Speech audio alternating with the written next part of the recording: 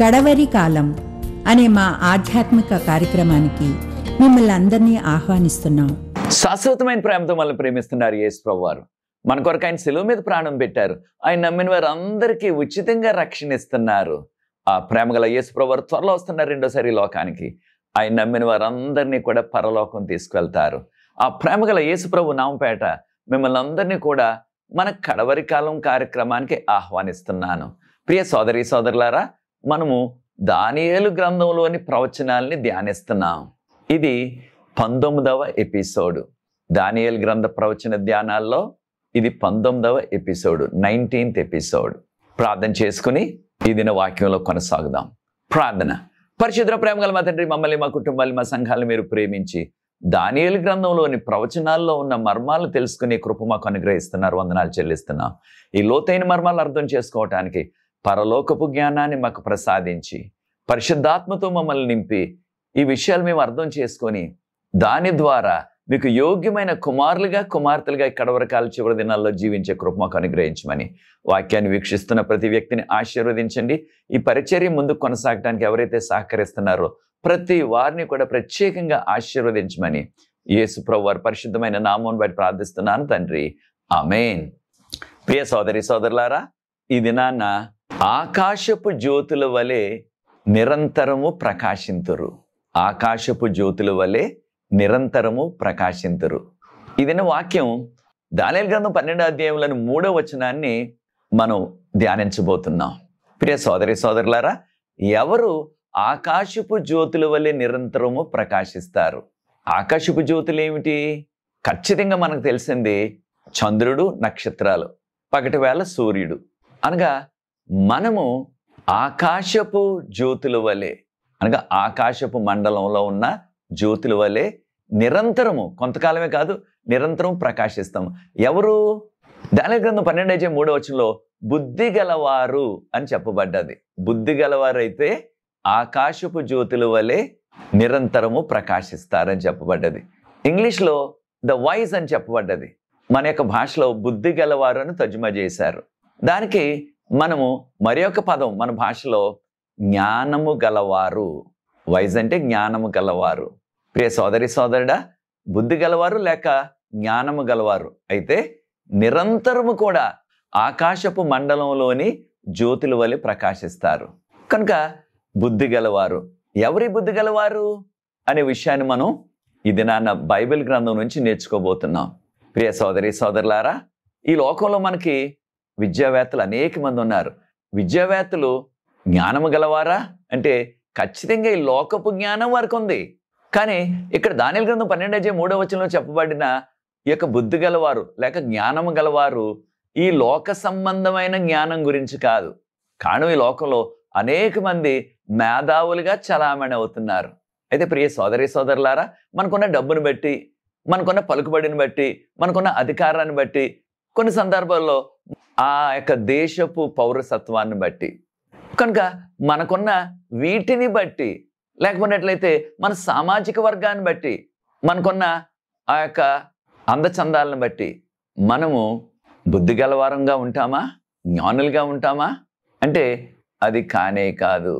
కారణం, ఇలాంటి ఎంతో మంచి విద్య కలిగి అనేకమైన డిగ్రీలు ఉన్నప్పటికీ వారెంతో బుద్ధిహీనతతో ప్రవర్తించేవారు అనేక మంది మనకు కనిపిస్తూ ఉంటారు.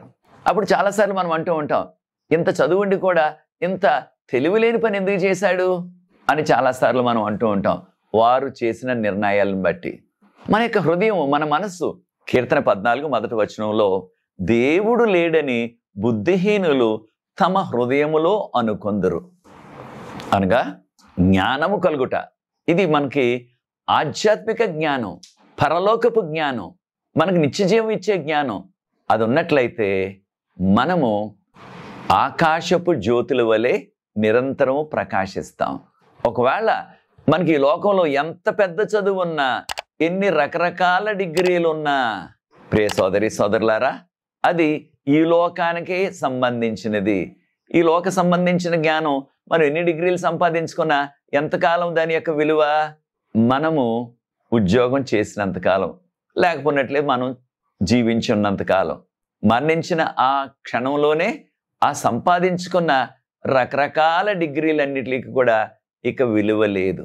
కానీ ఆధ్యాత్మిక జ్ఞానం, దేవుని సంబంధించిన జ్ఞానం, బైబిల్ సంబంధించిన జ్ఞానం మనకి ఇది కలకాలం నిలుస్తుంది, నిరంతరం ఉంటుంది. ఈ బైబిల్ సంబంధించిన జ్ఞానం, దీన్నే మనం ఆధ్యాత్మిక జ్ఞానం అంటున్నాం.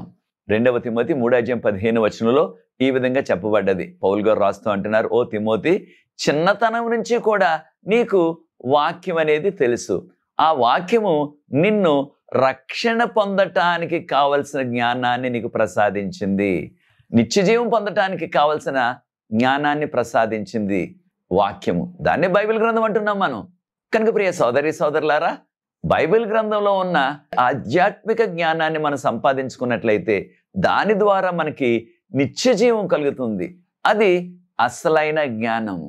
అది లేకుండా ఉన్నట్లయితే ఈ లోకంలో మనకి ఎన్ని రకరకాల డిగ్రీలు ఉన్నప్పటికీ అవి కొంతకాలమే, ఆ 30-40 సంవత్సరాలు అంతే.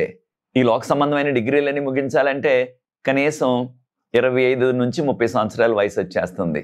ఇంకొక 30 సంవత్సరాలు లేకున్నట్లయితే ఇంకొక 35 సంవత్సరాలు తర్వాత రిటైర్మెంట్ వచ్చేస్తుంది.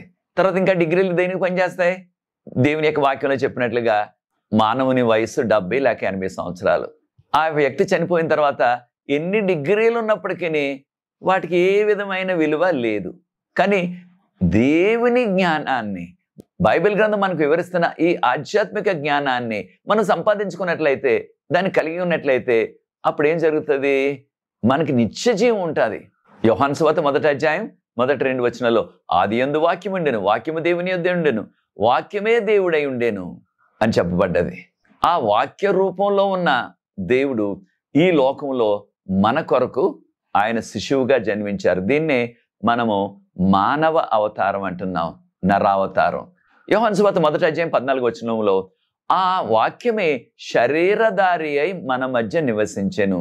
కనుక ప్రియ సోదరి సోదరులారా, యేసు ప్రభువును తెలుసుకొనుట, యేసు ప్రభు యొక్క వాక్య ప్రకారంగా జీవించుట, యేసు ప్రభువును అనుసరించి జీవించుట, ఇది గొప్ప భాగ్యము. కనుక యేసు ప్రభు ఈ లోకంలో ఉన్నప్పుడు ఈ విధంగా చెప్పారు. యోహాను సువార్త 5:39 మీరు ఈ యొక్క లేఖనాల్ని, లేఖనం అంటే వాక్యాన్ని, మీరు దాన్ని పరిశోధించండి, వాక్యంలో మీకు నిత్య జీవం దొరుకుతుంది. వాక్యం అంటే బైబిల్ గ్రంథంలో మనకి నిత్య జీవమును గురించిన ఆ జ్ఞానము మనకి లభిస్తుంది. కనుక ఇది చాలా ప్రాముఖ్యం. కనుక ప్రియ సోదరి సోదరులారా, మనందరికీ తెలిసిన రీతిగా యేసు ప్రభు వారు జన్మించినప్పుడు వీరిని ఇంగ్లీష్లో వైజ్ మెన్ అంటున్నాం. ఆ జ్ఞానులు వింతైన నక్షత్రం ప్రత్యక్షమైంది, దానిని చూచి వారు జ్ఞానులు కనుక వారు రకరకాల మత గ్రంథాలని పరిశోధించారు. దేనిలో కూడా ఆ వింతైన నక్షత్రం యొక్క రహస్యం వారికి తెలియలేదు. చివరిగా వారికి ఇక బైబిల్ గ్రంథంలో, దాన్నే మనం పాత నిబంధన అంటున్నాం, దానిలో సంఖ్యాకాండం 24:17 ఈ విధంగా చెప్పబడ్డది. నక్షత్రము యాకోబులోను పుట్టును, నక్షత్రము యాకోబులో పుట్టును, రాజ్యము చేయువాడు అనగా రాజు ఇశ్రాయేలీలో నుంచి వచ్చును అని వారికి వాక్యం కనిపించింది. వెంటనే ఆ వింత నక్షత్రం యొక్క రహస్యం వారికి కొంత తెలిసిపోయింది. అనగా ఈ వింత నక్షత్రానికి మూల కారణం ఆ యూదయలో, యాకోబులో, ఇశ్రాయేల్ దేశంలో ఒక రాజు జన్మిస్తాడు. ఆ రాజుకి సాదృశ్యంగా ఒక గుర్తుగా ఈ వింత నక్షత్రం వచ్చిందన్నది వారికి అర్థమైంది. దానిని వారు ఒట్నే తెలుసుకుని విడిచిపెట్టేయకుండా ఆ పుట్టిన ఆ రాజును చూడాలని ఆ నక్షత్రాన్ని చూచిన తర్వాత, ఆ నక్షత్రానికి మూల కారణం ఒక రాజు జన్మించాడు ఇశ్రాయేల్ దేశంలో. యాకోబు సంతానం ఇశ్రాయేలీలు, 12 గోత్రాలు. కనుక వారు వెంటనే బయలుదేరి వెళ్ళిపోయారు. కనుక వారు పరిశోధించారు. చివరికి వారు యేసు ప్రభువును చూచి ఆయన్ను పూజించి మరలా తిరిగి వచ్చేశారు జ్ఞానులు. ఎక్కడి నుంచి వెళ్ళారు? వారు తూర్పు నుంచి వెళ్ళారు. కనుక ప్రియ సోదరి సోదరులారా, ఈ ఆధ్యాత్మిక సత్యాన్ని మనం నేర్చుకోవాలా.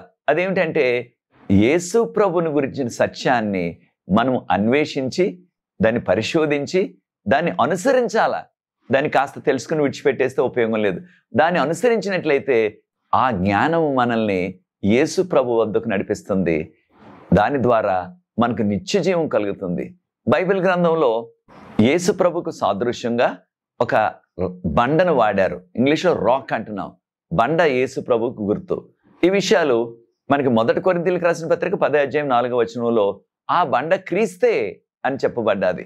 మనందరికీ తెలిసిన రీతిగా యేసు ప్రభు ఈ లోకంలో ఉన్నప్పుడు ఒక ఉపమానాన్ని చెప్పారు.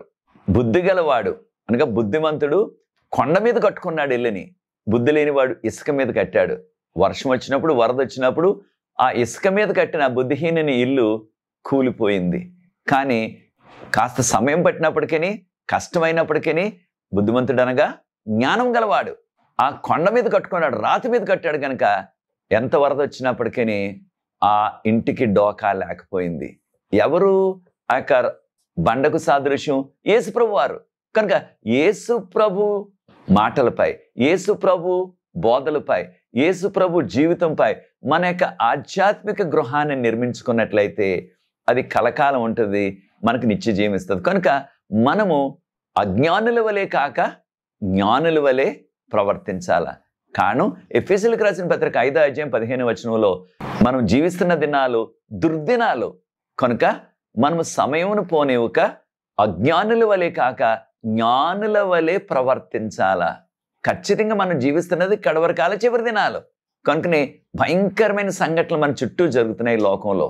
అయితే ప్రియ సోదరి సోదరులారా, ఆధ్యాత్మిక జ్ఞానము, దేవుని యొక్క వాక్యం, బైబిల్ గ్రంథం నుంచి వచ్చిన ఆ జ్ఞానం ద్వారా మనం మన ప్రవర్తన అనుదినం కూడా ఉండాలి. ఈ విషయాలు మనం గుర్తించాలా. మనందరికీ తెలిసిన మరొక ఉపమానం యేసు ప్రభువు వారు చెప్పింది. 10 మంది కన్యకులు పెండ్లి కుమారుని ఎదుర్కోవటానికి వెళ్ళారు. ఈ విషయాలు మనం మత్తయి సువార్త 25 చదువుతున్నాం. మనం 10 మంది కూడా సిద్ధపడ్డారు. 10 మంది కూడా పెండ్లి కుమారుని ఎదుర్కోవటానికి వెళ్ళారు. 10 మంది కూడా కొంతసేపు గడిపారు. 10 మంది కూడా పెండ్లి కుమారుడు ఆలస్యం అయ్యాడు కనుక 10 మంది కూడా నిద్రపోయారు. ఎప్పుడైతే పెండ్లి కుమారుని యొక్క ఆ బూరలు అవన్నీ కూడా వినబడ్డాయో 10 మంది కూడా లేచారు. కానీ వారిలో 5 బుద్ధి గలవారు, 5 బుద్ధి లేని వారని యేసు ప్రభువు బోధించారు. దేనివల్ల 5 బుద్ధి గలవారని చెప్పారు? వారు అవసరమైన సిద్ధపాటు చేసుకొని నిద్రపోయారు. 5 ఏ విధమైన సిద్ధపాటు లేకుండా వారు నిద్రపోయారు. కనుక హఠాత్తుగా పెండ్లి కుమారుని ఆ మ్యూజిక్ విన్నప్పుడు, ఆ యొక్క చక్కని సంగీతం విన్నప్పుడు, బూరలు అవన్నీ కూడా వెంటనే లేచారు. బుద్ధి గలవారు వారితో కొంత ఎక్స్ట్రా అదనంగా నూనె తెచ్చుకున్నారు కనుక వారు వెంటనే ఆ నూనె దీపాల్లో నూనె వేసుకుని మరలా ఆ దీపాలను వెలిగించుకొని వెంటనే పెండ్లి కుమారుని ఎదుర్కోవటానికి వెళ్ళారు. తక్కిన వారికి ఆ సిద్ధపాటు లేదు కనుక వారిని బుద్ధిహీనులు అన్నారు. పెండ్లి కుమారుని వివాహంలో వారు పాల్గొనే అర్హత వారు కోల్పోయారు. ఈ ఆధ్యాత్మిక సత్యాన్ని మనం నేర్చుకోవాలి. ప్రభు త్వరగా వచ్చేస్తున్నారు. మనం ఊహించిన దానికంటే ప్రభు 2వ రాకడ అతి సమీపంలో ఉన్నది కనుక ప్రియ సోదరులారా, మనకు కావాల్సినది ఆధ్యాత్మిక సిద్ధపాటు.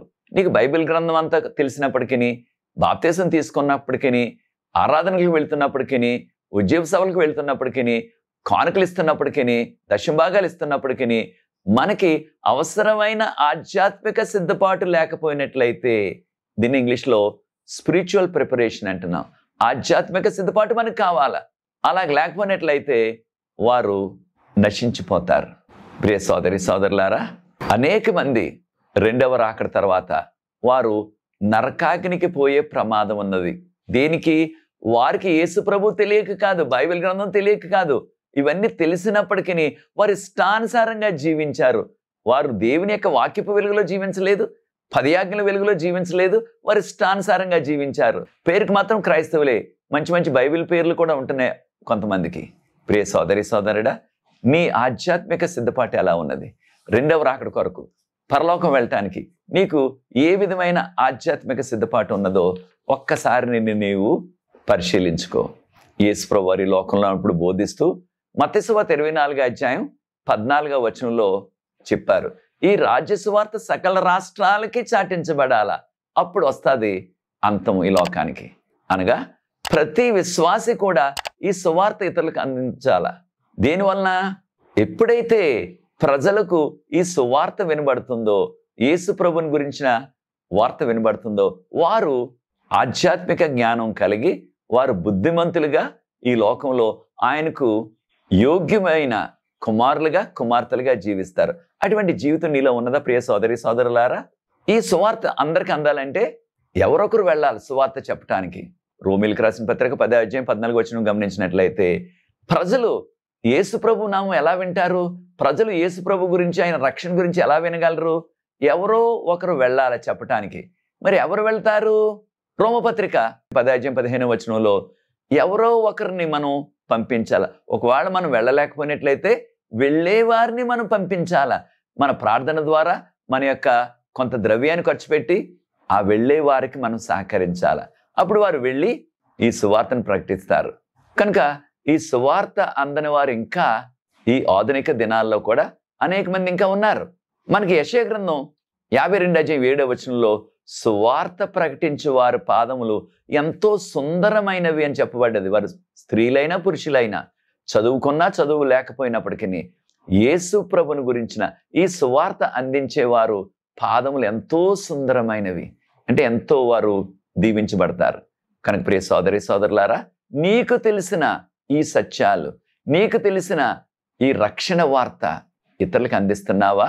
మనందరి మీద చాలా పెద్ద బాధ్యత పెట్టారు ప్రభువారు. ఏమిటా బాధ్యత? ఈ రాజ్య సువార్త సకల రాష్ట్రాలకి చాటించబడాలా.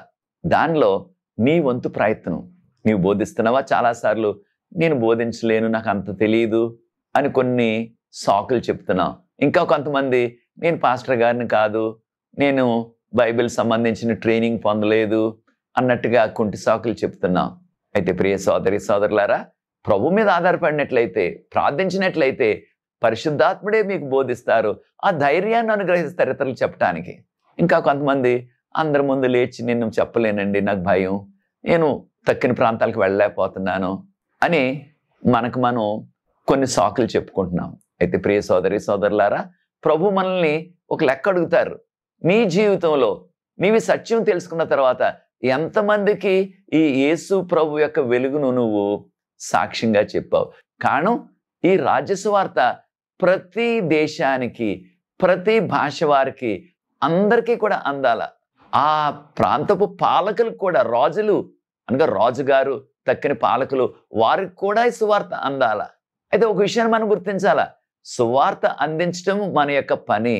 చాలాసార్లు దేవుడు చెప్పకుండా ఉన్న పనిని మన యొక్క తల మీద పెద్ద బండరాయిగా పెట్టుకుంటున్నాం. ఏంటది? బాప్తిసాలు. మనకు దేవుడిచ్చిన పని సువార్తను ప్రకటించండి. వారు కోరి నాకు బాప్తిజం కావాలంటే బాప్తిజం ఇద్దాం. అంతేగాని కొంతమంది ఇతరులకు బాప్తిజం ఇవ్వటమే వారు ప్రధానమైన ధ్యేయంగా పెట్టుకుంటున్నారు. మనం చేయవలసింది సువార్త ప్రకటిద్దాం. ఆ సువార్తను అంగీకరించి నాకు బాప్తిజం కావాలంటే ఖచ్చితంగా వారికి బాప్తిజం ఇద్దాం.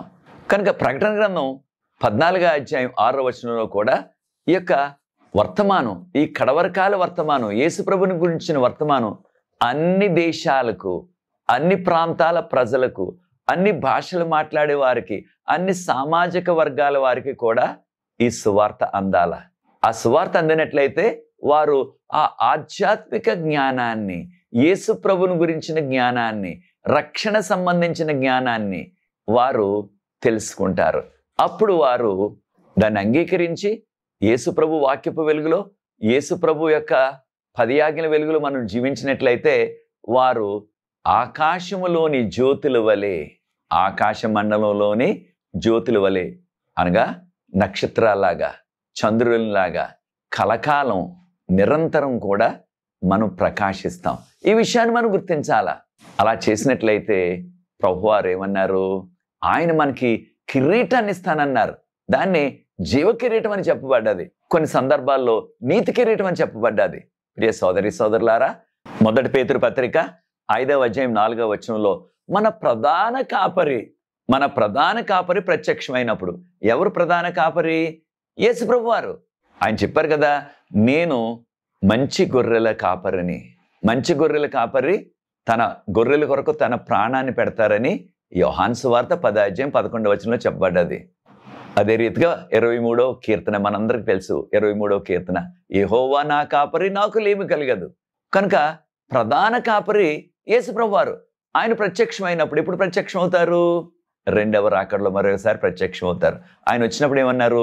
ప్రతి వ్యక్తి కూడా వారు చేసిన ఆ యొక్క క్రియలను బట్టి వారు దేవుని ప్రకారంగా జీవించి, దేవుని యొక్క వాక్యపు వెలుగులో జీవించి, దేవుని యొక్క పదియాగల వెలుగులో జీవించి, దేవుడు చెప్పినట్లుగా ఇతరులకి ఈ యొక్క రక్షణ సువార్తను ఇతరులకు అందించినట్లయితే వారికి ఆయన కిరీటాన్ని ఇస్తారు. ఆ మహిమ కిరీటం, ఆ జీవ కిరీటం, దాన్నే మనం నీతి కిరీటం అని కూడా చెప్పబడ్డది. కనుక ఆ ప్రధాన కాపరి వచ్చినప్పుడు ఆ మహిమ కిరీటాన్ని, ఆ జీవ కిరీటాన్ని, ఆ నీతి కిరీటాన్ని, ఇవన్నీ కూడా ఒకటే, రకరకాల పేర్లు. కనుక ప్రియ సోదరి సోదరులారా, మనం చేస్తున్న ప్రతి చిన్న పని, ప్రతి పెద్ద పని ఆయన గుర్తిస్తున్నారు. ఈ లోకంలో మన తోటి విశ్వాసులు, లేకపోతే మన యొక్క సంఘ కాపరులు, మన యొక్క సంఘ నాయకులు, నీవు ప్రభు కొరకు ఏం చేస్తున్నావో గుర్తించకపోవచ్చు. వారు మానవులు కనుక అవన్నీ కూడా గుర్తించలేరు.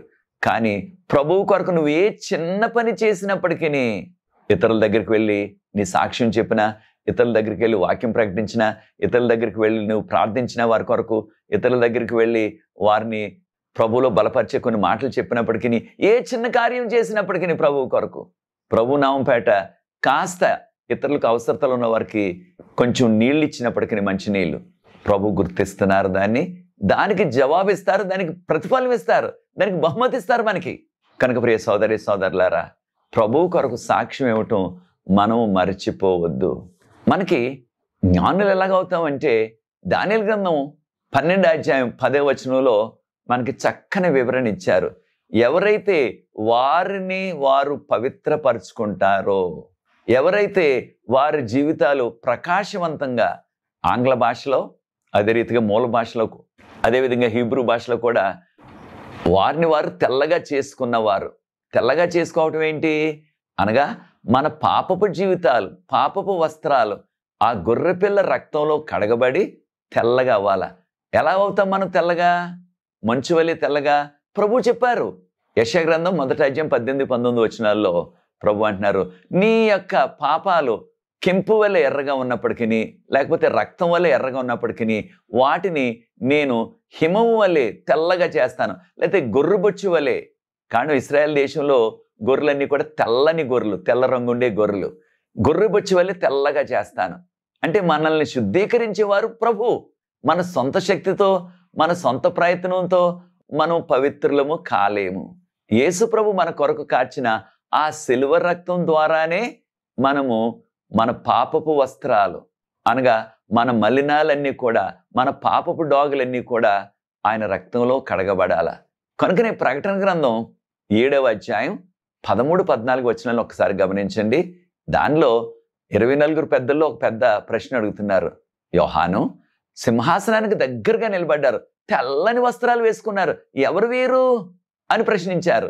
దానికి జవాబుగా యోహాను గారు అన్నారు, అయ్యా దానికి జవాబు నాకు తెలియదు, మీరే చెప్పండి అయ్యా అన్నారు. సాధారణంగా ప్రశ్న అడిగిన ప్రతి వ్యక్తికి కూడా ఏదో ఒక జవాబు ఉంటుంది. ఆ ప్రశ్న అడిగిన పెద్దగారే చెప్పారు, వీరందరూ కూడా గొర్రెపిల్ల రక్తంలో తమ వస్త్రాలను ఉదుక్కొని తెల్లగా చేసుకున్నారు, కనుకనే వారు సింహాసనానికి దగ్గరగా నిలబడే యోగ్యత కలిగిందంటున్నారు. కనుక మనం శుద్ధీకరించబడాలంటే, మనం శుద్ధులుగా ఉండాలంటే, మనం తెల్లగా ఉండాలంటే, మనము యేసుప్రభు మన కొరకు కార్చిన ఆ సిలువ రక్తంలో కడగబడాల. ఎక్కడ దొరుకుతుంది సిలువ రక్తం? ఎక్కడ దొరకదు ఈ లోకంలో కానీ విశ్వంలో కానీ. యేసుప్రభు నా కొరకు మరణించారు, నా పాపాల నిమిత్తం మరణించారని మనం నమ్మి మన పాపాలు ఆయన నామం పేరట ఒప్పుకున్నట్లయితే, 1 యోహాను పత్రిక 1వ అధ్యాయం 9వ వచనంలో మన పాపాలు ఒప్పుకున్నట్లయితే ఆ పాపాలన్నిటిని కూడా క్షమించడానికి ఆయన సిద్ధంగా ఉన్నారు. అట్టివారు ఎవరైతే వారి యొక్క పాపాలు యేసుప్రభు నామపేట పశ్చాత్తాపడి ఒప్పుకుంటారో, వారి పాపాలన్నీ కూడా ఆయన రక్తంలో సాదృశ్యంగా కడగబడి మనము తెల్లని నీతి వస్త్రాన్ని ప్రభు మనకి ధరింపజేస్తున్నారు. అటువారు ఎలా ఉంటారు? ఆకాశములోని జ్యోతుల వలె, ఆ చంద్రుడి వలె. పౌర్ణమి రోజున చూడండి, చంద్రుడు ఎంత చక్కగా ఉంటాడో, ఎంత వెలిగిస్తాడో. అలాగే నక్షత్రాలు ఎంత వెలిగిస్తాయో. అలాగా ఎవరైతే ప్రజల్ని నీతి మార్గంలో నడిపిస్తారో వారు అటువంటి ఆకాశపు నక్షత్రాల్లాగా, ఆకాశంలో ఉండే చంద్రుల్లాగా నిరంతరము ప్రకాశిస్తారు అని చెప్పబడ్డాది.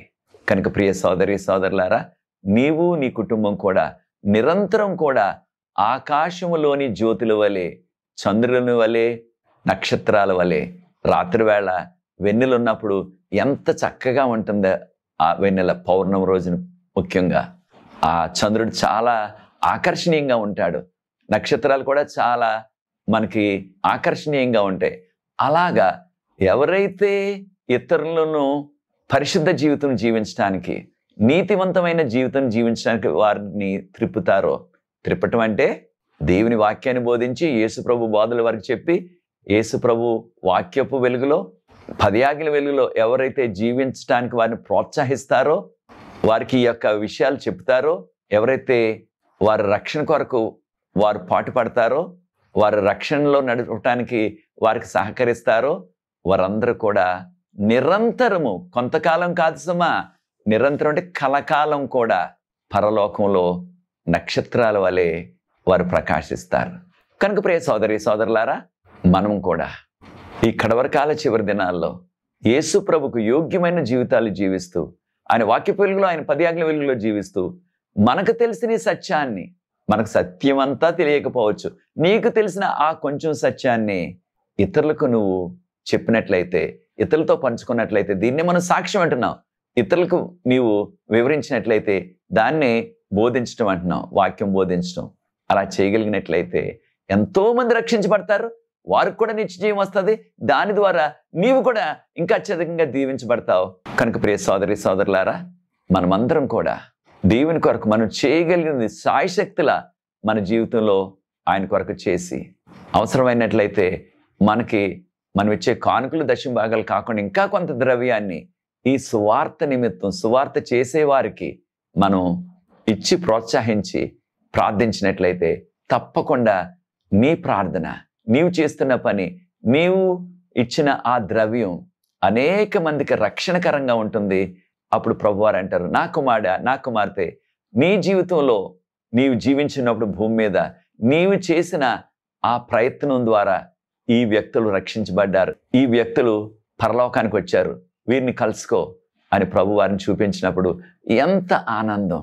కనుక నిరంతరం మనం ఆ ఆకాశపు జ్యోతుల్లాగే మనం ప్రకాశించాలని నేను కోరుకుంటున్నాను. అది నీ నిర్ణయం అయినట్లయితే నీవు, నీ కుటుంబం కూడా ఈ కడవరకాల చివరి దినాల్లో ఇతరులకు వెలుగుకరంగా, ఇతరులకు రక్షణకరంగా మనం జీవిద్దాం. అప్పుడు ప్రభు మనకి జీవ కిరీటాన్ని ఇస్తారు, ఆ మహిమ కిరీటాన్ని ఇస్తారు, ఆ నీతి కిరీటాన్ని ఇస్తారు. దాని ద్వారా కలకాలం ఆయన సన్నిధిలో యేసు ప్రభు కుమారుడిగా, కుమార్తెగా జీవించే ధన్యత కలుగుతుంది. అది నీ నిర్ణయం అయినట్లయితే నాతో ఏకీభవించండి, ప్రార్థించి ఈ 19th ఎపిసోడ్ని నేను ముగిస్తాను. ఇంకా అనేక విషయాలు ఉన్నాయి కనుక వచ్చే ఎపిసోడ్లో కూడా మరికొన్ని విషయాలు నేర్చుకోబోతున్నాం. ప్రార్థన. పరిశుద్ధ ప్రేమ గల మా తండ్రి, మీకు స్తుతులు, స్తోత్రాలు, వందనాలు చెల్లిస్తున్నాం. మీ కృప వలన మాకు ఈ ఆధ్యాత్మిక జ్ఞానాన్ని, రక్షణ పొందే బైబిల్ గ్రంథంలోని జ్ఞానాన్ని మాకు అందించారు. మీకు స్తోత్రాలు చెల్లిస్తున్నాం. మేము కూడా ఈ జ్ఞానాన్ని, వెలుగును అందుకున్న మేము ఇతరులకు కూడా అందించే ఆ కృప, అటువంటి భారం మాకు దయచేయండి. దాని ద్వారా మేము కలకాలం కూడా ఆకాశపు జ్యోతుల్లాగా ప్రకాశిస్తూ మీ సన్నిధిలో కలకాలం జీవించే కృప దయచేయమని ఈ కార్యక్రమం వీక్షిస్తున్న వారిని ఆశీర్వదించండి. ఈ యొక్క పరిచర్య ముందుకు కొనసాగడానికి ఎవరైతే సహకరిస్తున్నారో వారందరిని ప్రత్యేకంగా దీవించవలసిందని యేసు ప్రభువు వారి పరిశుద్ధమైన నామమును బట్టి ప్రార్థిస్తున్నాను తండ్రి, ఆమేన్. ప్రియ సోదరి సోదరులారా, ప్రభు మిమ్మల్ని ప్రేరేపించినట్లయితే పరిచర్య ముందుకు కొనసాగడానికి మీరు కూడా సహకరించండి. ఈ పరిచర్యలో పాలి భాగస్తులు అవ్వండి. తెర మీద వచ్చే నంబర్కు నన్ను సంప్రదించినట్లయితే వివరాలు మీకు అందిస్తాను. మనకు ప్రార్థనా బృందం ఉన్నది. ప్రతి సాయంత్రం కూడా విజ్ఞాపన ప్రార్థన చేస్తున్నాం. అనేకమైన జవాబులు ప్రవహిస్తున్నారు. ఈ అవకాశాన్ని మీరు కూడా సద్వినియోగం చేసుకోండి. ప్రభు మిమ్మల్ని ప్రత్యేకంగా దీవించుగాక. వచ్చే ఎపిసోడ్లో 20వ ఎపిసోడ్లో దానియేలు గ్రంథ ప్రవచనాల్ని మరికొన్ని వివరాలు నేర్చుకుందాం. అంతవరకు ప్రభు మనల్ని కాచి కాపాడును గాక. God bless you.